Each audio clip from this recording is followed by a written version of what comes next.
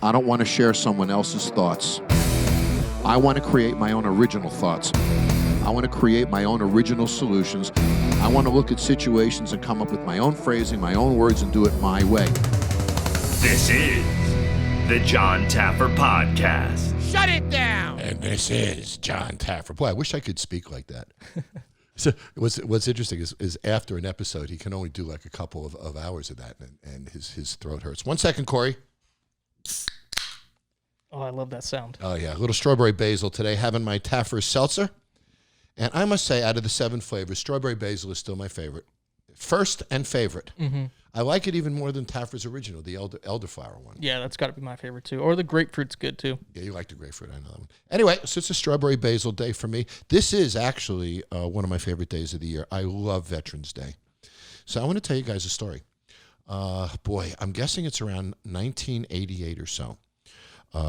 Military clubs became, they lost their their appropriated funds. And what happened was years ago, prior to the 80s, government taxes were supported military clubs. Now, military clubs you might picture as a club, but it's not. A military club could be a fast food restaurant. It could be an enlisted man's club, an officer's club, and they're run by, for example, in the Navy, it's MWR, Morale, Welfare, and Recreation, and they run all the restaurants, the food courts, the recreational facilities. They, in essence, do everything that affects a military life other than the military itself. And their mandate is to provide a quality of life to our soldiers, our sailors, and our Marines. And so in around 1986, don't hold me to the exact year, Corey, but around 1986, the U.S. government changed its laws, and U.S. military lost appropriated funds from Congress to support military clubs. So what happened in the 80s was all military clubs now had to become profitable. So think of a base as a department. There's 2 or 3 clubs, 2 or 3 restaurants, a food court, maybe, an outdoor field, a daycare. All this stuff is run by this Morale, Welfare, Recreation Department. Well, now they have to close everything that doesn't lose money. Each base must make money. So, unfortunately, a lot of these places were losing money. So, in the 80s, the United States Navy, who was the largest military club operator in the world, they had about 1,200 at the time, did a national bid for a year to find a company that they would hire to write their manuals, redo their concepts, and train them how to make money in the business, because they had never really made money before. They were about serving, not serving and making money. Well, about 8 or 10 companies applied for this thing, and it was a whole long proposal, as well as my company, Taffer Dynamics, applied for it. And we were granted the contract. So my company, Taffer Dynamics, in the late 80s, we worked for the Navy, and Navy MWR, which is Morale, Welfare, and Recreation, and Marines, who are, of course, a division of the Navy. And I toured Navy bases all over the country. And I would read these documents that were created by the Navy and the Marines called leisure needs surveys. And it was fascinating, Corey, because when I did this work, I learned how important morale, welfare, recreation, how important these things were to our soldiers, our sailors, and our Marines. Yeah. So in that work, we did all these manuals and systems. We created concepts for them, and we rolled out a whole new program in the U.S. Navy. Now, I've never had the honor of serving.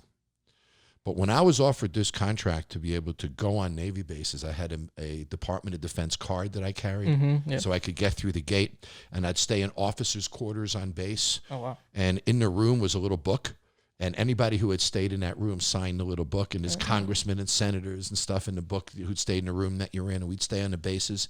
And I could walk on the ships, I could talk to the guys, and my purpose was to understand military life so that I could develop programs that would serve them and be profitable for the Navy. So it was an incredible experience for me, but it was most unbelievable was to get to know the guys, and the girls, I should say, because the sailors, the Marines, were unbelievable. And it created a connection and affection that I've had for the service ever since. Then over the years, of course, Corey, I've worked with the NRA, the National Restaurant Association, not Rifle, everybody calm down, with the National Restaurant Association. Right. And we used to do a lot of events for military culinary teams and soldiers. And then years ago, we created something where we went to a couple of military bases, Fort Hood was one and some others, and we gave away turkeys and holiday meals. And we got companies like Fridays and P.F. Chang's and Walmart to sponsor it, and it was pretty incredible. And I'll tell that story briefly. We decided that we wanted to give away turkey dinners to 500 veterans, active service people. Mm-hmm.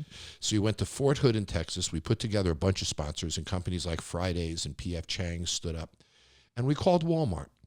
And we said to Walmart, we want to give away 500 turkeys to our military, and we'd like to make it a full dinner. We'd like to give them a vegetable, and some green beans and some rolls, and bake it a nice dinner for them.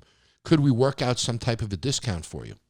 Walmart said, we'll call you back in just a few minutes. They called me back in 15 minutes, gave us 500 turkeys, 500 vegetables, 500 frozen rolls, and 20 local employees.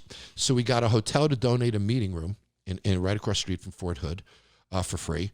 A Walmart 18-wheeler pulls up in the parking lot. All these Walmart employees come out. They have the blue Walmart bags. Walmart was unbelievable. Wow. How quick it happened and how deeply they jumped in right away. And, I remember that. And I've always had an affection for the companies that stepped up that day. I mean, of course, if I can buy something from Walmart, I will. Yeah. Because I remember how quick and how easy the decision was for them to just jump on board and help. And every corporation that was involved in it, nobody got local recognition. It wasn't about that. Mm-hmm. Everybody stepped up to help these guys. Okay, so now it's the day of the event. We have tables set up all over the meeting room. And some of the dollar stores gave us gifts, and the deal was that any military wife could come, take 13 gifts for every child she has, and pick up her dinner. So they come into the room, they're crying, their husbands are deployed, right, or wives are deployed, and some of them is the third and fourth deployment. Some of the service people came with their spouses, and they were in wheelchairs, and limbs were missing, and it was heavy duty. We cried all day long. We had shopping carts that the supermarket had lent us, and we would take all the toys that they picked out and the turkey dinner, we would put it in a shopping cart, and one of us, myself and the other volunteers, I remember Kenny Ruff was there, and from the liquor companies and all these restaurant companies, we all sent people there. We would take the shopping cart and ride it out to their car and help them load their trunk with the toys and the food, and invariably they would start crying. And what was amazing to them, Corey, it wasn't that they got a turkey dinner. It wasn't that they got the toys. They cried and were touched at the fact that I went from Chicago all the way to Texas to be with them. And I realized it was the physical act of caring that meant more to them than the turkey, meant more to them than the toys. The fact that we were there and we cared meant so much to them.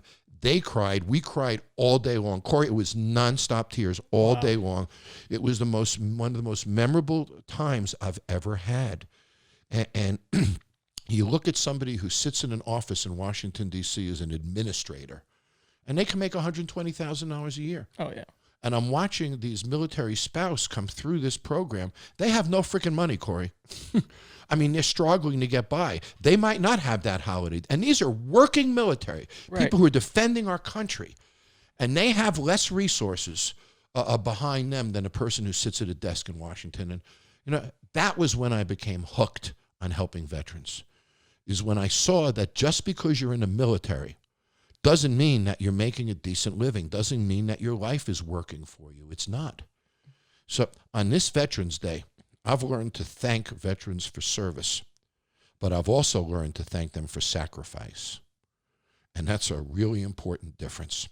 Service can be enjoyable. Sacrifice rarely is. Yeah. And these guys sacrificed in their service. They did things they did not want to do on days they did not want to do it, and go to places they did not want to go to, and learn about stuff they did not want to learn about, but they did it. Yeah.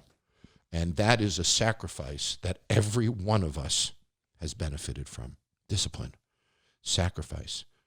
That's why Veterans Day is one of my favorite days of the year, Corey. I love watching them get recognized. Yeah, so do I. I love seeing a smile on their face. I love seeing people thank them. I love all the posts online of just people saying thank you. So today, for a really special show, I wanted to reach out to some fans who had friends or family members that are veterans. And the idea was, let's get a fan who can give us the phone number of a veteran, and let's just call the veteran. and say thank you. Talk for a couple minutes. And maybe bring a little joy to a veteran, maybe have a great conversation or two. But certainly the whole purpose of this is to recognize our veterans and hopefully make a couple feel good today. So, Corey, the first person who called in to us was Carrie. And Carrie's boyfriend, Chad, is an Army veteran. He served 15 years and did 4 tours during Desert Storm. Jeez. 4 tours. I want to tell you a quick story about Desert Storm, if I can. During Desert Shield, which happened before Desert Storm, I got the idea with a couple of friends of mine because these guys were over there and they were deployed for months and months at a time, and recreation was a real problem for them overseas. So I created something called a SPORT, a structurally portable, operational recreation tent. Wow, that's a good acronym. And what I did, we called it a sport unit. And what I did is we got a standard barrack-sized tent. I reached out to Holiday Inn. Holiday Inn provided us with 28 fax machines, and this was, before big internet. And a service person could take a picture with a friend, fax it to the local Holiday Inn. The local Holiday Inn would call their family, and they could come pick up the fax, which would have handwritten stuff in it. People didn't have faxes at home in those days. And then I got Perlick, the beer company, to give me draft beer systems, but we can't have draft beer in Saudi Arabia, so we had draft root beer. Oh, okay. And I got the NFL. I was involved in the NFL at the time. I got the NFL to provide us with football signals. So we had football, 28 fax machines, a bar with root beer, tables and chairs, and it was a sport unit, structurally portable operations reactor tent. I worked my ass off on this for 6 months to try to do this for the guys to come through for them. And I worked with a gentleman whose name was General Joy, who ran MWR for the Marines. So we put the sport unit together. We shipped it to Norfolk, and it was going to ship out of the Navy base in Norfolk. And I'll never forget it. This was during Operation Desert Shield. And the unit is about to ship. And Holiday Inn has commercials saying, Holiday Inn here when you need us. And everybody was just so incredible. And the sport unit is in its container with all the equipment. It's ready to ship out and be installed, and we have 3 of them. Structurally portable operational recreation tent. I get a phone call 4 days before it ships out from General Joy, who says, John, and by the way, I had to go through the USO because you can't give something to the military. Right. Only the USO can. So I would give it to the USO, and the USO then gave it to the military. It's sitting in a container. It's on the base in Norfolk. 3 days before, I get a call from General Joy. John, I'm sorry, the sport unit's not going to ship. We just got our orders. Logistics has moved to beans and bullets. I'll never forget that as long as I live. And that's what the general said to me. Our logistics have changed to beans and bullets, meaning, and I didn't realize this at the time, a few days later I realized that Desert Shield became Desert Storm 2 or 3 days after that. And obviously all the supplies shipping out were not about recreation. It was about beans and bullets. Yeah. So the sport unit never shipped. I have plans for it somewhere in my file and such, but it was just another example of me over the years trying to do something for our service people and, loving them and respecting them as much as I do. So Chad served 4 tours during Desert Storm. And I understand he's a huge fan of bar rescue, and his girlfriend, and Chad are both bartenders. Well, they used to be before COVID. So I want to give Chad a call, Corey. Let's just surprise him and give him a call. I want to thank him for his service on Veterans Day. And let's see if we can bring a smile to his face. All right, let's do it. Ring him up, buddy. Hello? Hi, Carrie. We're going to try this again, okay? Oh, my goodness. Okay, I have to go get him. Well, we're going to call him right now, or are you just going to hand the phone to him? I'm just going to hand him the phone because he's running a chainsaw. He's what? He's what? He's running a chainsaw. Oh, you're kidding. That's funny. Well, don't let him cut his finger off. Be gentle when you stop him, okay? Okay, because he was laughing at me. I mean, he goes, seriously? He goes, this is what you did to me on Veterans Day. He thought it was a joke. That's funny. So tell him his mom's on the phone or something, okay? Yes, that'll get him. Okay, go ahead. Okay. Who? Hello? Chad, Jon Taffer here. Holy shit. Holy shit, it's me, buddy. Oh, my goodness. What the heck is going on? Well, put the chainsaw down. I hope you're wearing safety goggles. Are you wearing safety goggles? Of course not. Oh. Well, I'm on a farm. put the saw down and talk to me for a minute or two. How are you, buddy? Good, man. How are you? I'm doing good. I was talking to Carrie, who freaking adores you, buddy. And she told me, She told me about your 15 years and 4 tours in the Army, buddy, and Desert Storm. Yeah. And Desert Storm, Afghanistan. Wow. Yep. So when Good did you time. get home? When did your last tour end? My last tour ended in 2012. 2012. So you've been home now for about 8 years or so. How was 8 years now. Yeah. Yeah. How was your transition to How was civilian it? life? Not as easy as possible, but you just do as you can go, through life, basically. That's how I feel. Yeah. I mean, I got into the bar industry. I heard you and your wife were bartending, and then the pandemic took you guys down, huh?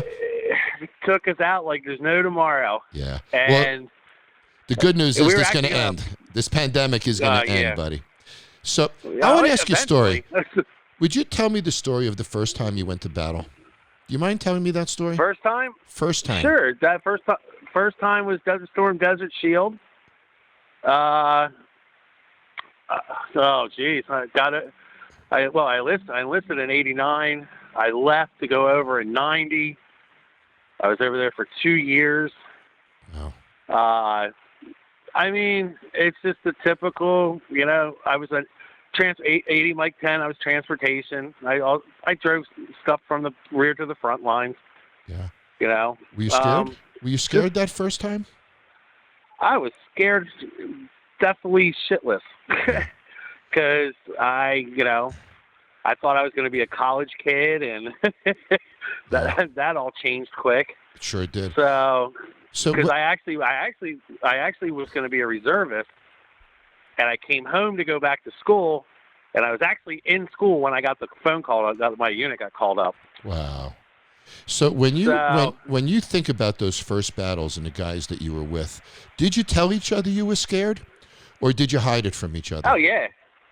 So, I mean, it only depends on who you were with. Some people you could say it to, but like people that you became close to through your unit and through the time with being with those guys, you can open up to anybody. If you're scared, you're scared. I mean, it's gonna happen. Right. So is there I'm trying, Chad, to have our listeners understand with the experiences that you've gone through a little bit. Is there a story that you can tell me about, a moment of heroics that you saw from another soldier, or just is there a moment or something that you can tell us that is something that has stuck in your mind these years, is a great moment for the Army or for a person or for yourself? I mean, a great moment for the Army. It's just everybody being there for everybody else. You're not there by yourself. Everybody's there to be there for you. You always have your battle buddy next to you. They're always got your back. And it's not like civilian life where it's a free for all. Yeah. Black and white doesn't matter with your buddy, does it? Oh my goodness, no. I mean, I had a guy named Kelty.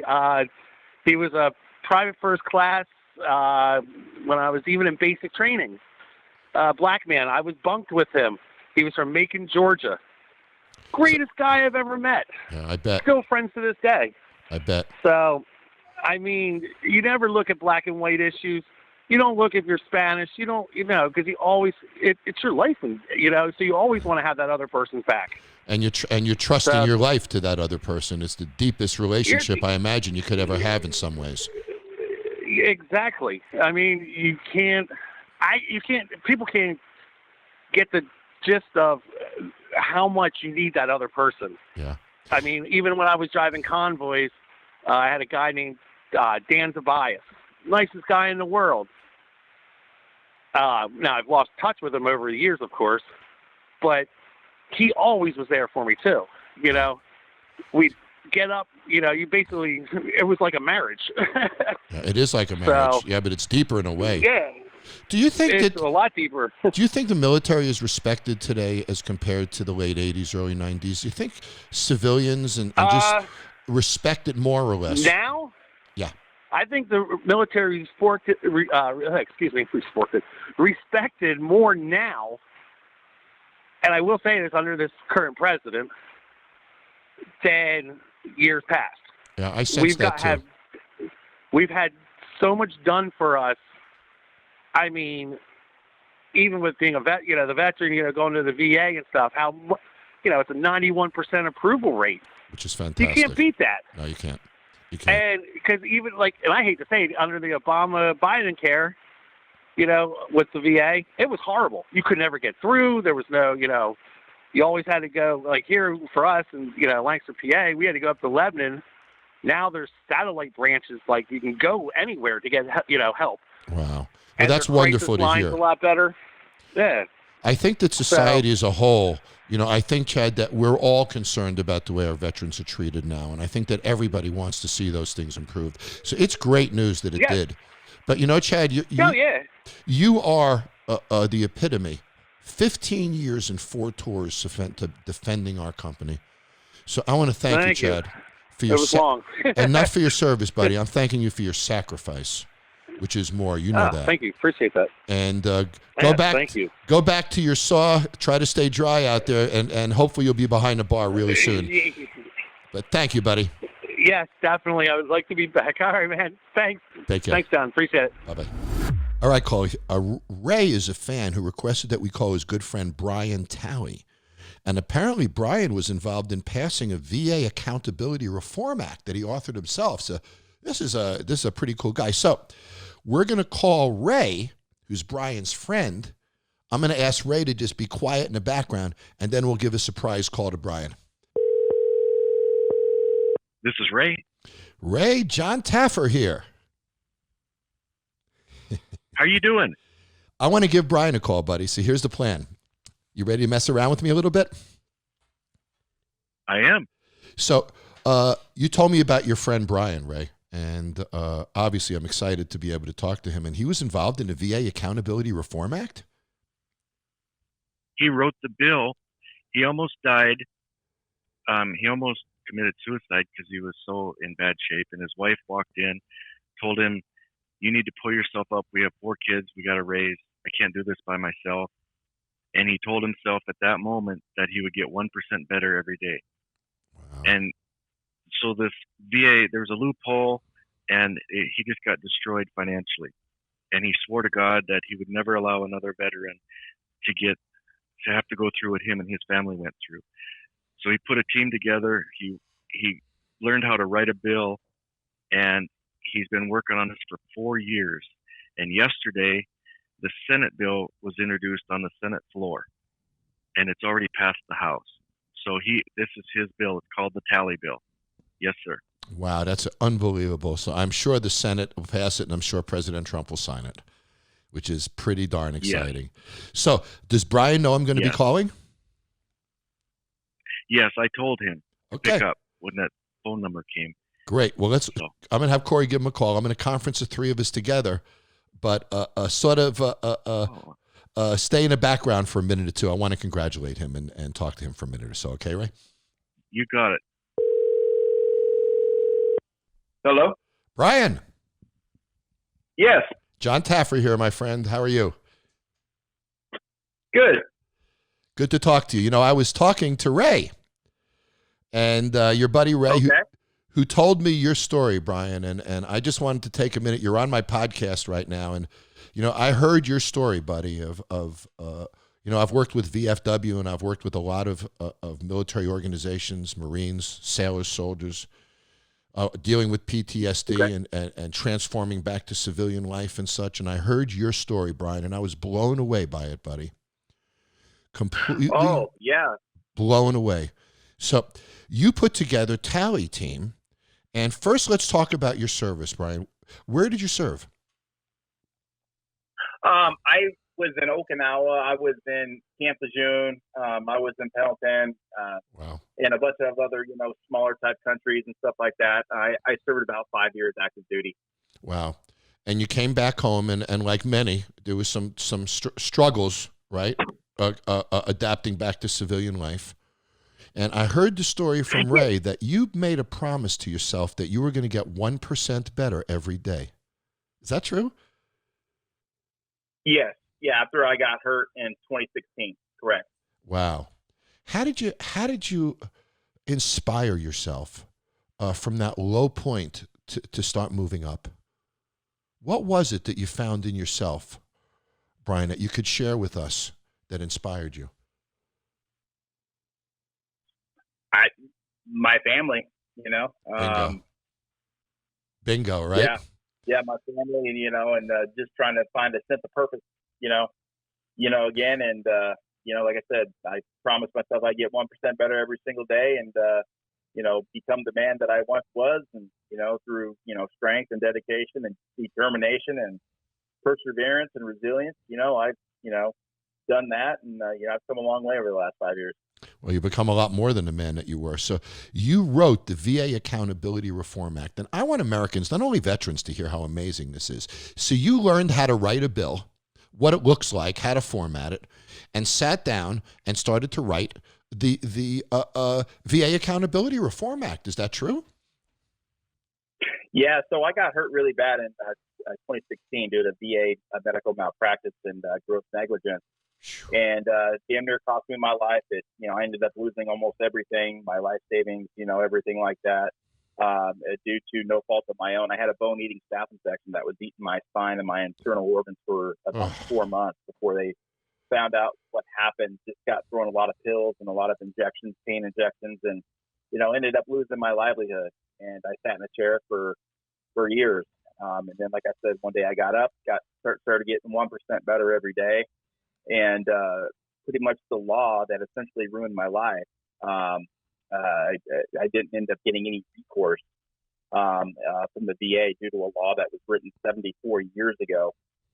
And that's where I promised myself that I would dedicate my life toward effectively changing the very law that ruined my life, so no other veterans and their families ever have to go through the hardship that my family and I went through, and the thousands of others before me.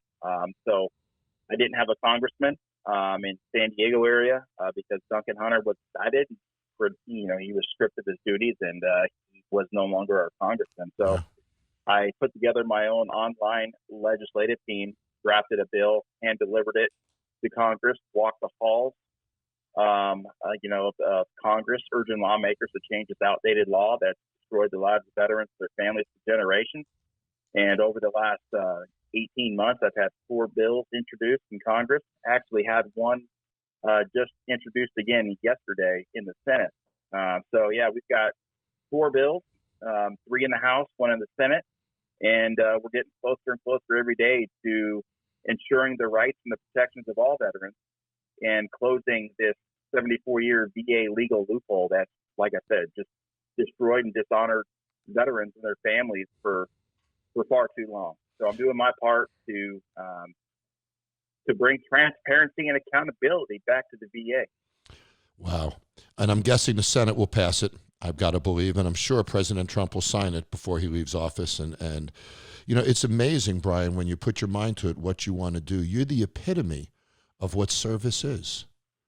You're the epitome of what caring for someone else is, about making everybody's lives better. I mean, your contributions to defending your country and now making your country better are what should define your service. Very special, Brian. I'm very proud to be able to talk to you today, buddy. And I think with your bill, your energy and the work that started, thank God, the past couple of years, we've started progress on VA. That hopefully you will change the lives of so many other Marines. So, congratulations, no, buddy. My mind. How you feeling? Thank you so much. I appreciate the call. How are you feeling now? I want to hear how you feeling. I live with a lot of permanent pain. I have a lot of issues, residing, from that infection I had for such a long time that ruined my spine and, my bladder and some other, organs. And, but, like I said, I have regained my self identity and I have reclaimed my purpose. I've turned my pain into purpose. So, being in a very horrifying state of depression and trying to get through life with pain is tough. But when you're in a happy place, it's much easier to deal with pain, with physical pain, emotional pain, mental pain, any pain that you may be experiencing. So today, I'm doing much better than what I was all of 16, all of 17, and all of 18.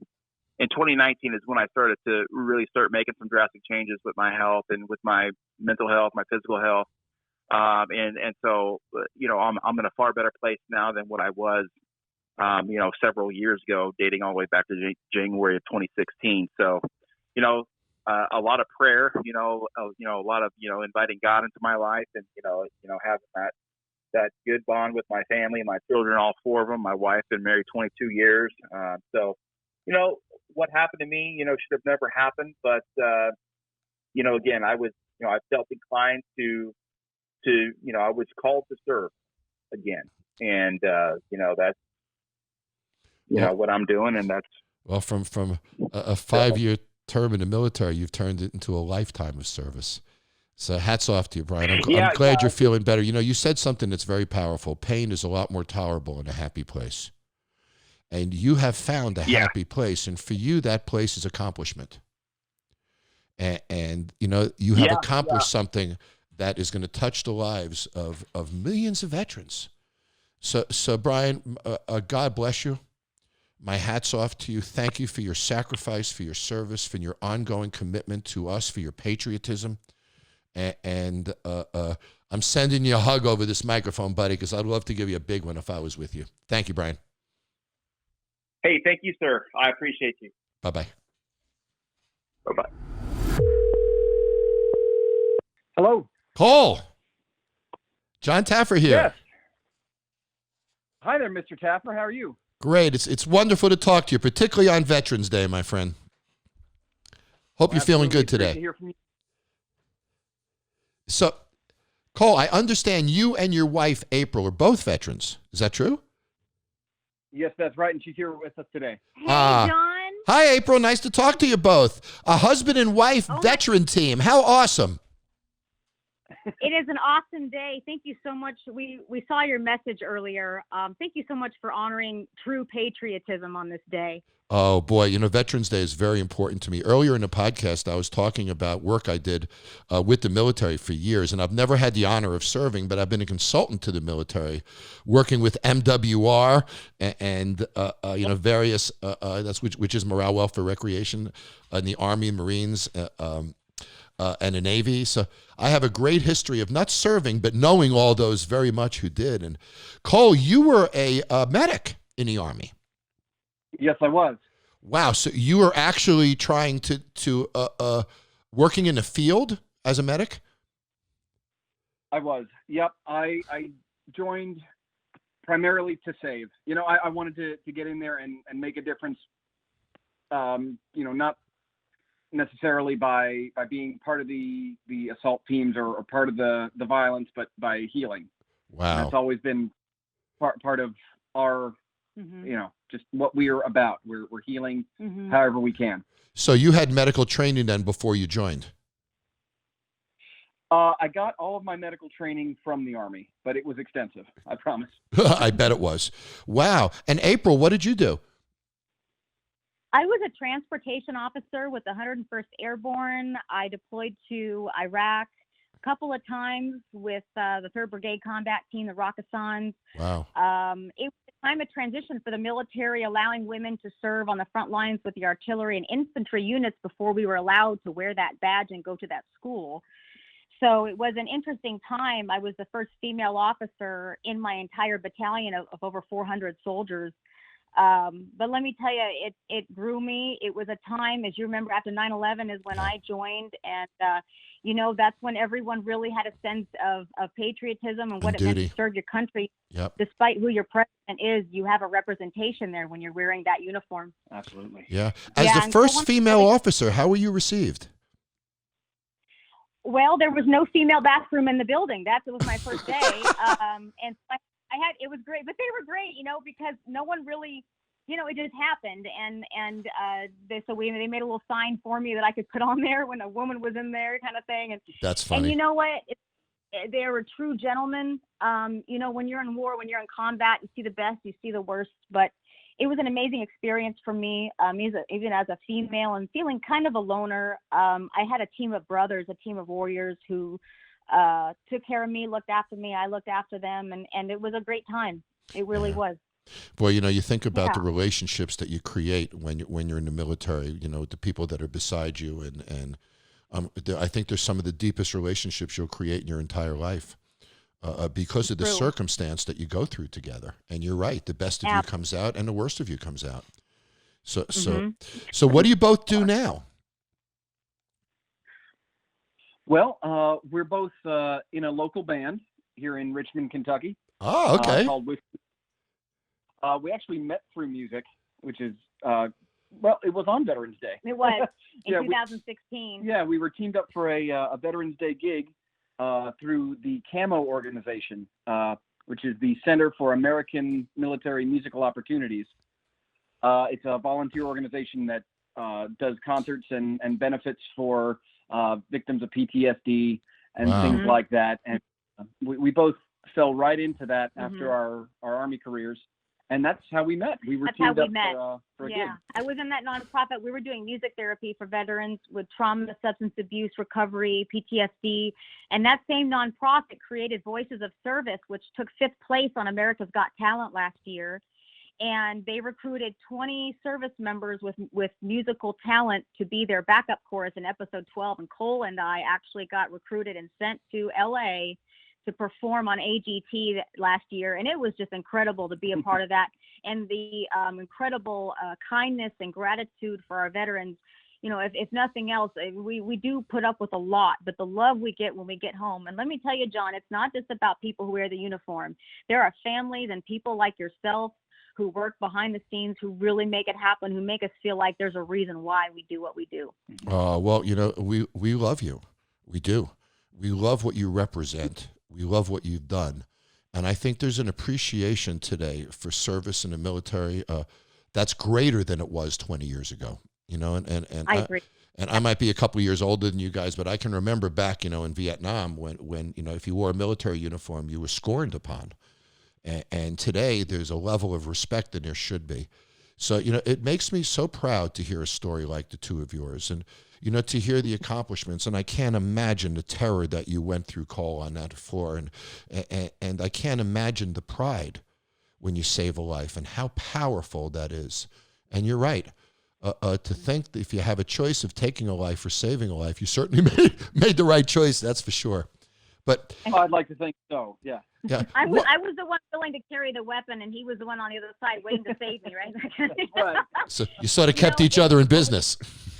Yeah, right. There we go. Exactly. Definitely need one Well- if you have the other. Well, I want to thank you both for your service and for the sacrifices that you've made on behalf of our country. I want to thank you for your patriotism.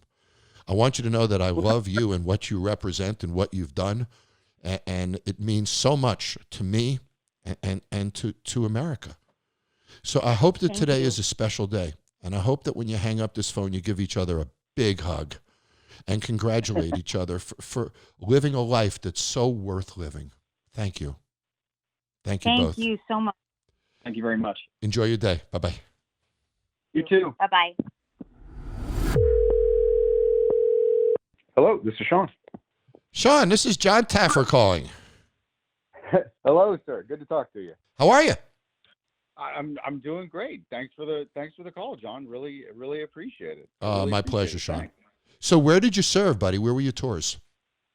Well, so I graduated from West Point, and I was commissioned as an officer into the infantry. And my duty station was at Fort Drum, New York, Sure. way in upstate. Sure, been there. And and so from there, I then deployed 4 different times. Once to Bosnia, once to the Sinai Peninsula in Egypt, and then twice to Afghanistan. Wow. Yeah. Which was the toughest tour? Well, the first one to Bosnia, because I didn't know what to expect. Yeah, So that, you know, the first one was just because I didn't know what was going on. My last tour was I'd actually been out of the Army for a couple of years, and I got recalled to go do that one. And you know, as fate would have it, it turned out that I was probably the least prepared for that one, and then they expected a lot of me out there. They sent me to a remote outpost, and Wow. I was running my own show for about a year. And so the first one, because I didn't know what to expect. The last one was, if you know, not to not to use too much business language, but the last one was truly a capstone exercise. Yeah. So Yeah, let me that's ask the way to you, put it. and I've always been curious about this, and I've never been asked a veteran this question. I'm surprised that I haven't, Sean. Do you get less scared each time? Does the fear wear off, or does it stay with you every day? Ooh. Well, that's it. It's a good question, John, and I would say I'll answer in a couple of ways. So first, you ask yourself, what are you worried? What fears do you have? Mm-hmm. And so naturally, there's personal fear, and that comes and goes with sometimes it's high, sometimes it's low. Yeah. I'll tell you, when I was on my last one, the fear that got me was being in command of, just being in command of a unit of soldiers.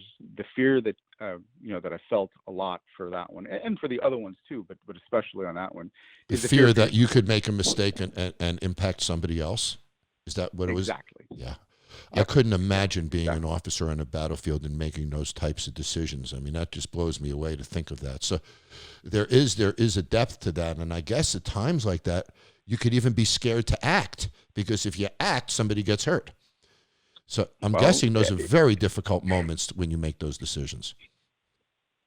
Well, they can be. You're right. They can be. I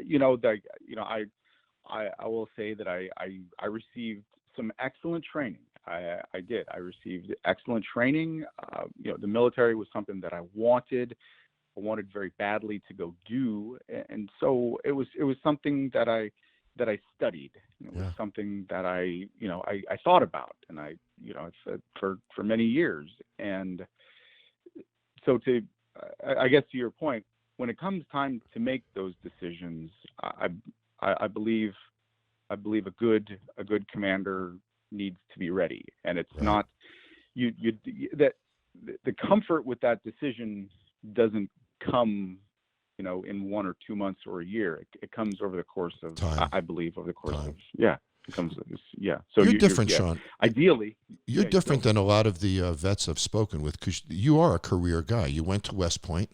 You chose a military career. I've been to West Point. It's a magnificent place. I mean, if there's anything that creates military culture, it would be West Point, right? So right, you came in as a career guy, looking to really spend a lifetime in the military. What inspired you to make that decision when you were young? Yeah, well, I imagine I have been asked that question before, and it's a simple answer. And I don't know a better way to put it. And that was, it was just there. And my family did not have a military tradition. I grew up in a very small town in Northern California. Which it's a little bit, like the hippies were still around. Yep. And, I didn't grow up right outside a military base. I didn't grow up on a military base. There was no real influence. I just got to, it was there. Yeah. It was just there. I think the answer to your question, it's both as simple and as deep as that. Are you? How proud of you are you of your service? How does it feel every day to know that you've done 4 tours? And my listeners, many of them haven't had this experience in life, Sean. What does it feel like after the fact? Do you have this pride? Do you have this knowledge inside of you? Is there that you've served? How does this feel when you look back at it as part of your life? I'm very proud of it. There are I've had some moments of profound enjoyment and sense of purpose. And some of those moments have come from doing mundane things. Some of those moments have just like when I was able to take a step back, for instance, walking the guard posts at late at night, or on a couple of different training missions, actually, where I was able for a moment just to take a step back look at the soldiers, look at what we were doing, and there is a profound sense of accomplishment, of fulfillment, and pride too. Yes. Boy, I hope every veteran feels that, Sean. I hope that every veteran can feel what you just said. And sometimes it worries me that they don't, because to have done this is an unbelievable personal accomplishment in overcoming sacrifices and fears, and I cannot imagine any greater sacrifice that one can make for people that you've never met than what you've done. So, Sean, I say this again, buddy. I hope that any veteran listening will take a moment and look back and feel that what Sean does: pride, accomplishment, purpose. And Sean, I cannot think of a better way to end this call, buddy. So with that, I want to tell you that I thank you. I love you for what you've done. I love who you are. And I so appreciate your service and sacrifices to our country. Thank you, buddy. Well, thanks, John. Thank you very much. I got a really quick question before we go. Yeah. One last one. Yeah. My wife owns a small company, a small marketing firm, and marketing consultancy, and she was hoping that you could give her just one or two nuggets of wisdom, advice for an entrepreneur opening up and starting a business. Put Julie on the phone, Sean. Let me talk to her, buddy. Okay. Thank you, Sean. Great to talk to you. Hi, John. Hi, Julie. What a husband you have. He's wonderful. He is the best. So how does it feel to have a husband who has accomplished this with 4 tours and has so sacrificed and given to our country? How does that feel to be his wife? Immensely proud of him. So proud of his accomplishments, in awe of him. I tell people I could never have done what he did, and, not just in the Army, but, getting into West Point and getting through the West Point has got to be just one of the hardest things. And he did it. And I'm in awe of that. And, I think it's just the coolest thing. Yeah, well, he's obviously a class act, and you're a lucky lady to have him. So let's talk marketing for a minute, okay, Julie? Sure, yeah. So, I'm on a board of one of the biggest hospitals in America, and I know for a fact that we will have vaccines by the end of December. I know for a fact that by the end of January, everybody at risk in America should be vaccinated. I know for a fact that by April 1st, we'll have almost 700 million doses of vaccines. Now, Julie, think about this for a moment. April, May, when people get vaccinated, the next thing they're going to do is go to dinner, go to a bar, go to a show, go to a movie. The next thing they're going to do is what they've missed the most. So I believe that this spring, Julie, is going to be boomtown. That we are going to see the American economy take off. We're going to see people travel. Excuse me. We're going to see people travel and be engaged with businesses unlike ever before. But Julie, the messaging is going to change. Safety is still going to be important. People are still going to be concerned about catching a flu, catching a cold. There's not going to be any sneezing or coughing in rooms. People are still going to keep distanced. Trust is going to be a big part of every business communication going forward.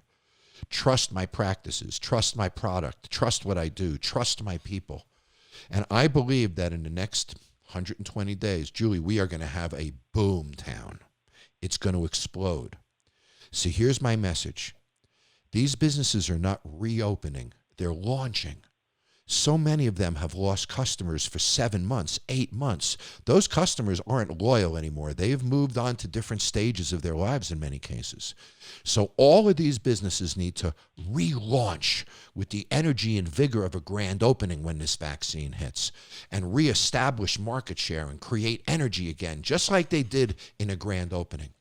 And those that are quiet, that think they're just reopening, are wrong. The ones that are noisy and energetic, that think that they're relaunching, are the ones that are going to be successful. And I hope that helps you, Julie.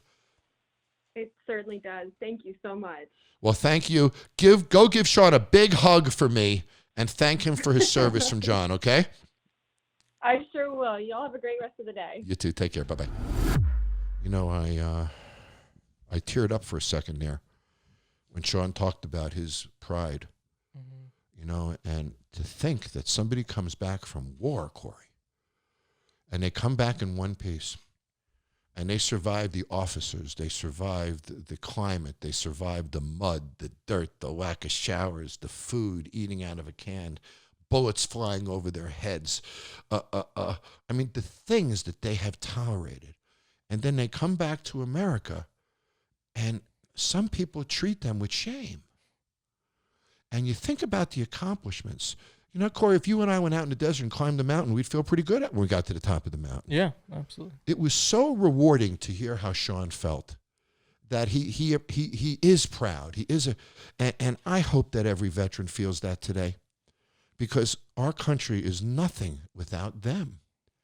And I go back to the early days, and I've studied history of the Revolutionary War and how they stayed up all night and how they came so close to losing. And it was on the field that our country was won. And it was on the field that the Civil War was won, our bloodiest conflict of all. And I just want to say, as I wind this podcast down, that to every veteran in America, we do appreciate you. And there are people like me that love you, have your back. We're so thrilled that VA is better for you and that your lives are better. And we thank you for your service. We thank you for your sacrifice.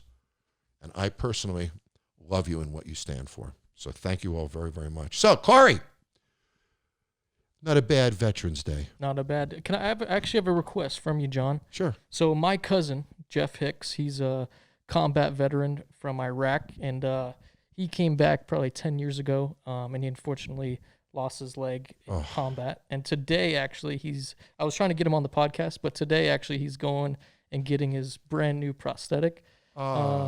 And so I just want to know, and he's a huge fan of Bar Rescue. He talks my ear off every time I'm around him. So I was wondering if I could get a shout out for him. Of course. What's his name? Jeff Hicks. Jeff Hicks. Well, buddy, first of all, I'm very happy you're getting your new prosthetics today. I thank you for your service, buddy. And I'm going to do a little private video in Corey's phone that he'll show you later, okay? But thank you for your service, buddy. So, Corey, for all of our veterans, thank you. This is an exciting time for veterans, that VA is better.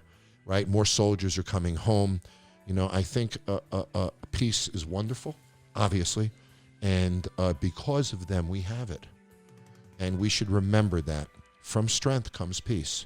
We never want to get rid of that strength. So I want to talk to you guys. So anytime you want to talk to me or be on a podcast, all you got to do is call 877-4-TAFFER. Not bad, Corey. Pretty cool. We're getting like big league here. 877-4-TAFFER. Which is 877-482-3337. You can also reach me by email. Just send an email to podcast@jontaffer.com, podcast@jontaffer.com, and we'll get you on a podcast. I love talking to you, the fans. But this is a very special Veterans Day, so do me a favor. Call a veteran, email a veteran, text a veteran, say thank you. You know, we are here struggling through a pandemic, but what we're struggling through is nothing compared to what many of them struggled through. So let's just keep things relatively appropriate for the moment. The sacrifices that they made, in many cases, are far greater than the sacrifices that we're making today. Let's remember them today. Thanks. Talk to you all next week. Do you want to see more of this podcast? Then hit subscribe right now. No excuses.